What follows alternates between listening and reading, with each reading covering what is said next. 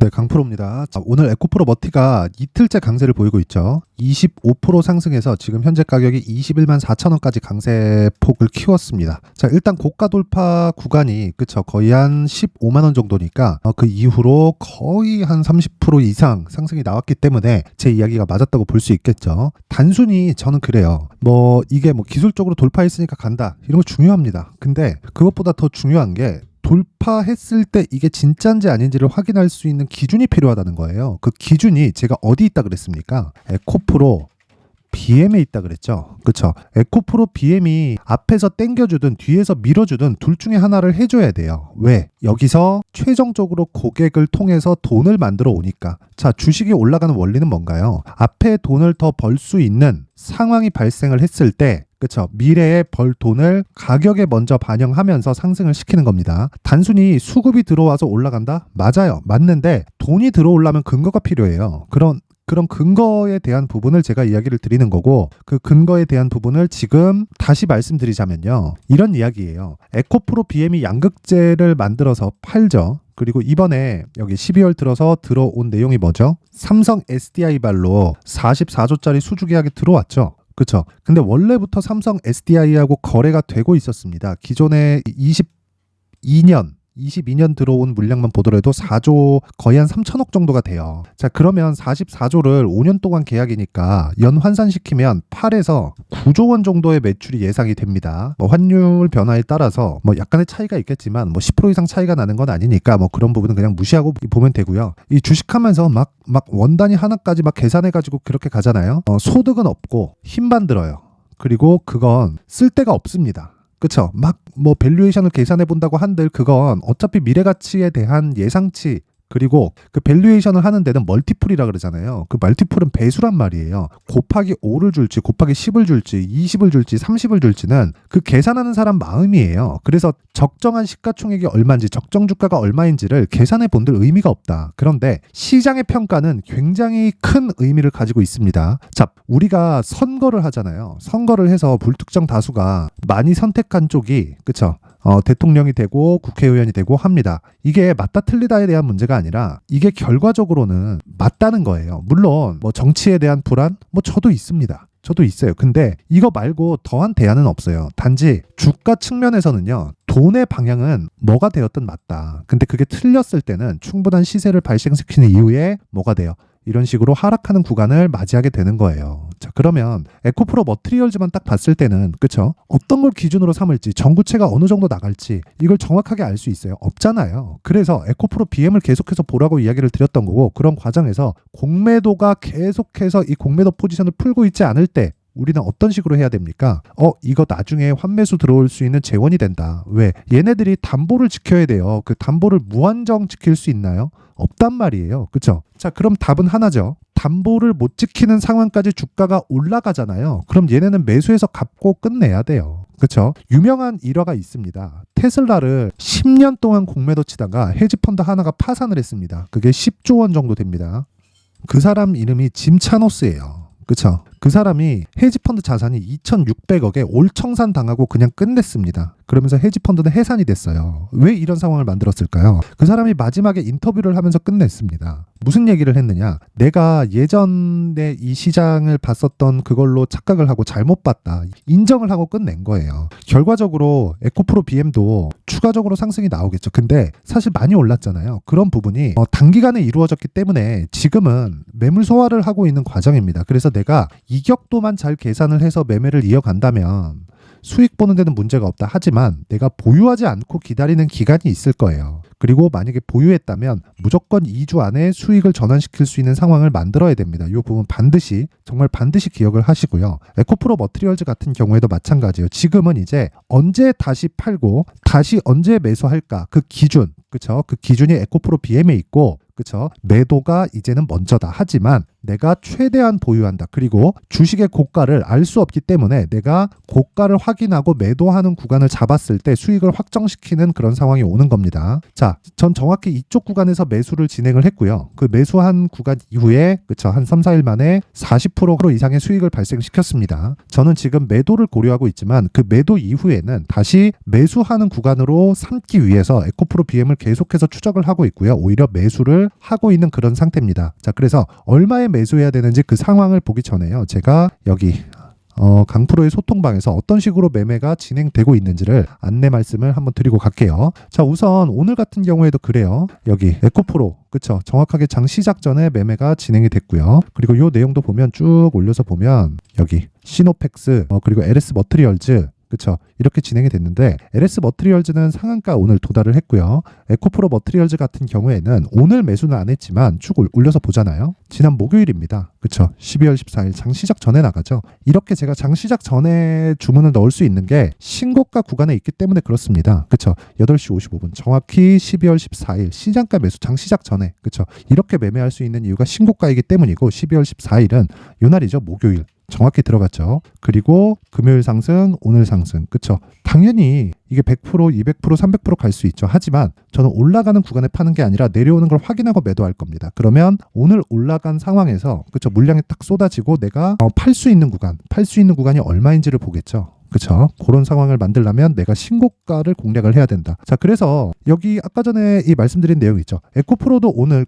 8시 53분에 나갔는데 한 10% 정도 상승세가 나옵니다. 그쵸? 시가 대비해서 한 10% 정도 상승 구간에 있고 LS 머트리얼즈 같은 경우에도 마찬가지입니다. 이 내용을 한번 보시면요. LS 머트리얼즈. 자, 오늘 상한가 들어갔잖아요. 그리고 급락 나온 날 있죠. 이날 12월 14일. 그쵸? 시가가 18% 상승을 했는데 종가가 마이너스 4% 찍혔습니다. 12월 14일 날 내용을 한번 보면 보세요. 12월 14일이죠. 그쵸? 12월 14일. 그쵸? 12월 14일이고 LS 머트리얼즈가 급락했습니다. 고가 대비해서 쭉 빠졌죠. 쭉 빠졌는데 상장 이후 변동성 터졌다. 비싸긴 하지만 단기 변동성은 크다. 단기 공략 가능. 가격 잡히면 신호 나간다. 그쵸? 그리고 LS 머트리얼즈 추적 쭉 갔고 그리고 오늘 진행이 된 겁니다. 12월 18일 날. 그쵸? 8시 50분에. 자, 정확하게 신고가를 공략했을 때 시장 주도주를 잡을 수 있는 겁니다. 물론 하루하루 상한가 가는 종목들이 나오죠. 근데 저가에서 올라가는 그런 상황을 모두 다 잡을 수 없기 때문에 우리는 한 가지 기준을 잡는 거예요. 신고가. 자, 그래서 내가 매매하는 과정에서 주도주를 못 잡겠다 하시는 분들은요. 제가 이번에 연말 이벤트로 소통방을 오픈을 하니까 그쵸? 딱 1000분까지 받을 예정입니다. 지금 현재 500분 정도 있고요. 딱 1000분까지 받도록 할 테니까 구독과 좋아요 부탁드리고요. 상단에 있는 전화번호로 참여라고 문자를 보내주시면 제가 그 번호로 소통방 입장 링크 그리고 신고가를 어떻게 잡아야 되는지 그리고 어떤 식으로 매매를 해 나가야 되는지를 수익 모델 그리고 신고가 검색기를 통해서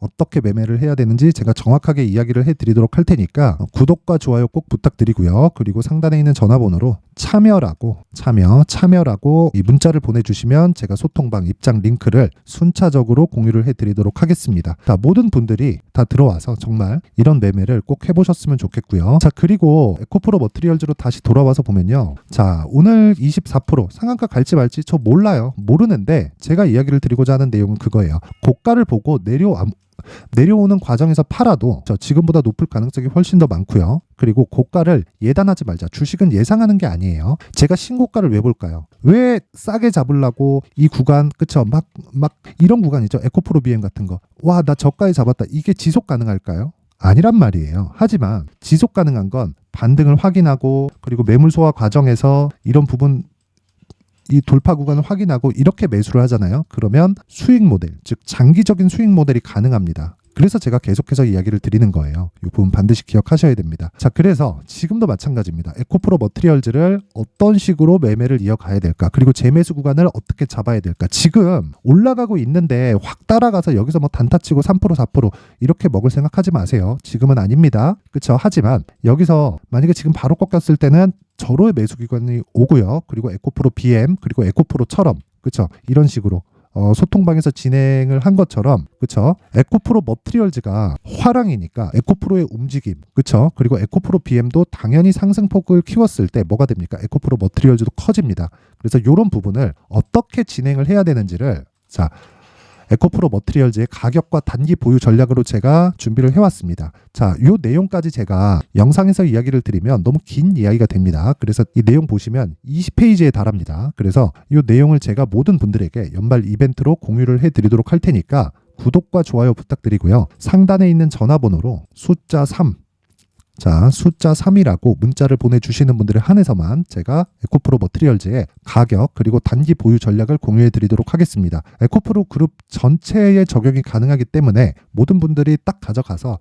에코프로 머티리얼즈와 그리고 에코프로 BM 그리고 에코프로까지 어떤 식으로 매매를 이어가고 내가 가장 효율적일 수 있는지 그 부분에 대해서 꼭 한번 확인해 보시고요. 정말 모든 분들이 큰 돈 버셨으면 좋겠습니다. 지금 내년 한 3월 4월로 지금 금리 인하 기간이 그쵸? 직접 코멘트를 했죠. 그 구간이 오면 조정을 받고 다시 갈 수 있습니다. 그 조정 구간이 약간 좀 거칠게 진행될 수 있기 때문에 지금부터 돈을 벌어놔야 됩니다. 그래서 만약에 내가 3월 4월 달에 예정되어 있는 조정 구간을 내가 피할 수 있다. 그러면 지금 벌고 피해놨다가 여유롭게 피할 수 있죠. 물린 게 없으니까. 그리고 나서 다시 수익 구간으로 전환될 수 있기 때문에 이 부분 반드시 기억하시고 내용 딱 받아가서 공부를 하시고요. 그리고 내용 정확하게 적용을 하셨으면 좋겠습니다. 자, 근데 지금까지 말씀드린 내용의 모든 기본, 즉 베이스가 되는 건 신고가예요. 그래서 이 신고가 매매를 어떻게 하면 잘 할 수 있을지를 그쵸? 제가 지금부터 준비를 해놨으니까 영상 끝까지 시청하시고요. 모든 분들이 성공 투자하셨으면 좋겠습니다. 네, 올 한 해를 뒤돌아보니까